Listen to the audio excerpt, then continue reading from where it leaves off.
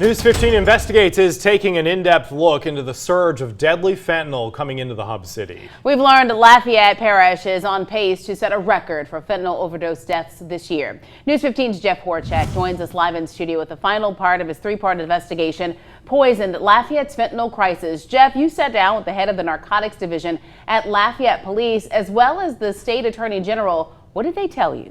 Well, Jim Marcel, the Lafayette Police Department's narcotics division tells me that it's concerning because they've confiscated more and more fentanyl every day off the streets of Lafayette.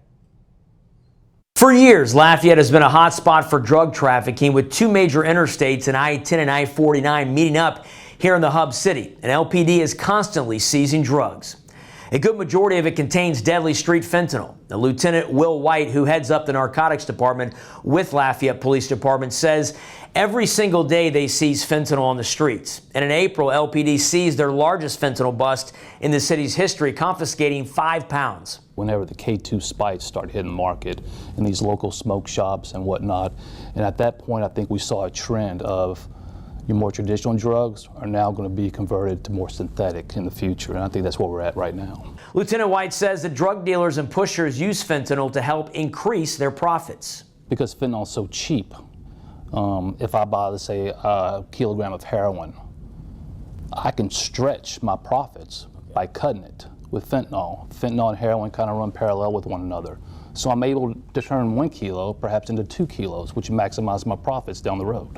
Louisiana Attorney General Liz Murrill is working with sheriff's departments, state police, and even city police departments in hopes of curbing the influx of fentanyl being pushed statewide. But it's not an easy task. We are right on I-10, come straight in from the border. So our fentanyl problem is a fentanyl problem that started in Mexico and started with cartels trafficking drugs across our border. The open border and the crisis that we have now at the border has created, it has turned our interstates into arteries for mainlining fentanyl into our smallest communities, and that's why we see these overdose deaths in some of the smallest communities in our state, and that's true in every state. You can go to KADN.com to watch all 3 stories in our series, Poisoned: Lafayette's Fentanyl Crisis. Live in studio for News 15 Investigates, I'm Jeff Horchak.